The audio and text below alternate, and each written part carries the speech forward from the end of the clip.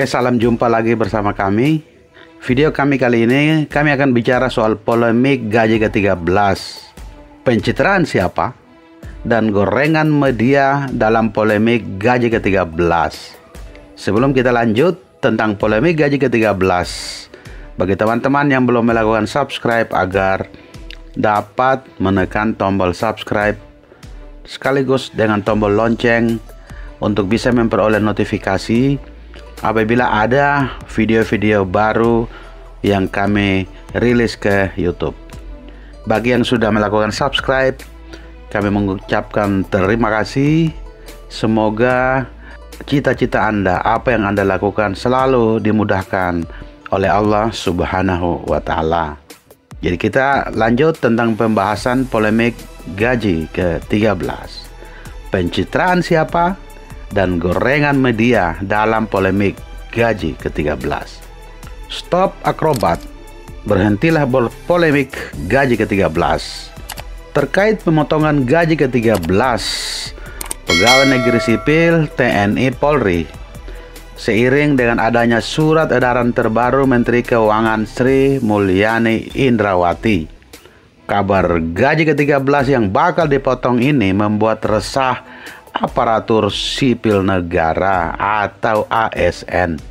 Surat edaran terbaru Menteri Keuangan Sri Mulyani tertanggal 18 Mei 2021 ini ditujukan kepada para menteri, Jaksa Agung, Kapolri, pimpinan lembaga pemerintahan non-kementerian, dan kesekretariatan lembaga negara. Surat edaran terbaru Menteri Keuangan ini terkait dengan penghematan belanja kementerian lembaga tahun anggaran 2021. Dalam surat edaran terbaru tersebut, Menteri Keuangan Sri Mulyani meminta seluruh lembaga dan kementerian melakukan penghematan belanja terhadap alokasi tunjangan kinerja, tukin, hari raya, dan gaji ke-13. Penghematan belanja Kementerian Lembaga Anggaran tahun 2021 itu berasal dari alokasi tunjangan kinerja, hari raya, dan gaji ke-13 sebagai tindak lanjut dari peraturan pemerintah nomor 63 tahun 2021 dengan besaran yang diatur lebih lanjut oleh otoritas fiskal.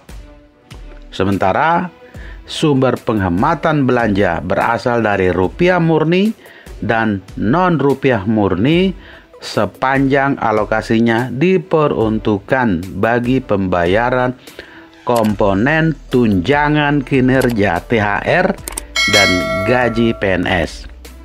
Jadi dalam surat itu membahas tentang komponen tunjangan kinerja, bukan gaji. Jadi tidak usah berakrobat, tidak usah berpolemik. Revisi anggaran. Menteri Keuangan menghimbau kementerian lembaga untuk segera menyampaikan usul revisi anggaran penghematan belanja tahun anggaran 2021 kepada Direktorat Jenderal Anggaran (DJA) Kementerian Keuangan paling lambat tanggal 28 Mei 2021. Dalam hal sampai dengan tanggal 28 Mei 2021, usulan revisi anggaran tidak disampaikan, maka akan dilakukan pemblokiran anggaran oleh Kementerian Keuangan sebagaimana bunyi surat tersebut. Artinya, kementerian lembaga tidak bisa mencairkan biaya yang berhubungan dengan kegiatan pada kementerian lembaga tersebut apabila kementerian lembaga tersebut tidak menyampaikan usulan revisi penghematan belanja.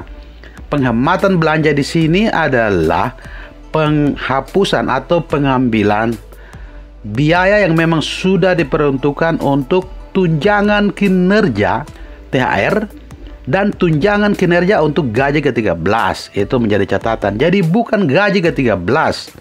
Surat ini hanya untuk penghematan anggaran tunjangan kinerja yang berhubungan dengan tunjangan kinerja gaji THR dan tunjangan kinerja gaji 13, bukan gaji ke-13. Pembayaran gaji ke-13, Menteri Keuangan menekankan seluruh proses revisi anggaran dalam rangka penghematan belanja kementerian lembaga tahun 2021 dilaksanakan secara transparan, akuntabel, dan bertanggung jawab, serta terhindar dari korupsi, kolusi, dan nepotisme sesuai ketentuan yang berlaku. Berdasarkan Peraturan Pemerintah Nomor 63 Tahun 2021, gaji ke-13 tersebut akan disalurkan paling cepat pada bulan Juni mendatang. Adapun subjek penerimanya yang berhak menerima gaji ke-13 adalah yang pertama, pegawai negeri sipil. Yang kedua adalah prajurit Tentara Nasional Indonesia. Yang ketiga, anggota Kepolisian Republik Indonesia. Yang keempat, pejabat negara. Yang kelima, penerima pensiun garis miring tunjangan.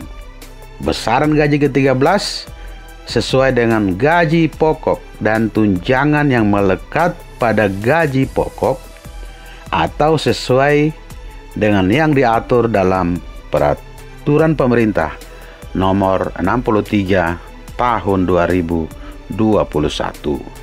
Sedikit sejarah tentang gaji ke-13. Gaji tambahan bagi para abdi negara itu sudah ada sejak tahun 1969. Bahkan di tahun 1969 itu pemerintah tidak hanya memberikan gaji ke-13, namun juga gaji ke-14 sebagai pengganti hadiah lebaran yang dibayarkan, yaitu biasanya pada bulan November dan Desember tahun yang bersangkutan. Jadi ini bukan barang baru. Gaji ke-13 yang dimaksud adalah tunjangan kinerja. Jadi tunjangan kinerja THR dan tunjangan kinerja gaji ke-13.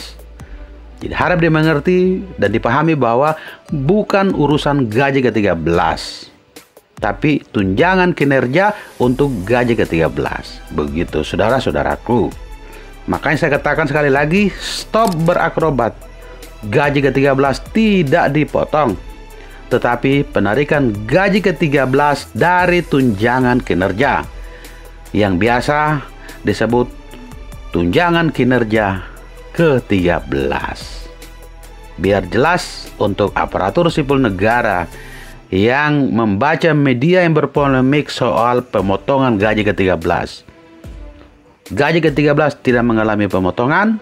Pemotongan hanya pada tunjangan kinerja ke-13 yang disebut tunjangan kinerja gaji ke-13. Teman-teman sekalian, aparatur sipil negara, pegawai negeri sipil, Tentara Nasional Indonesia, Kepolisian Republik Indonesia, dan pejabat negara dan siapapun yang berhak menerima gaji ke-13. Oke, sekian, terima kasih. Sekali lagi bagi teman-teman yang belum melakukan subscribe, itu dapat melakukan subscribe dan tombol notifikasi agar video berikutnya dapat diupdate, dapat diikuti. Sekian, terima kasih dan sampai jumpa.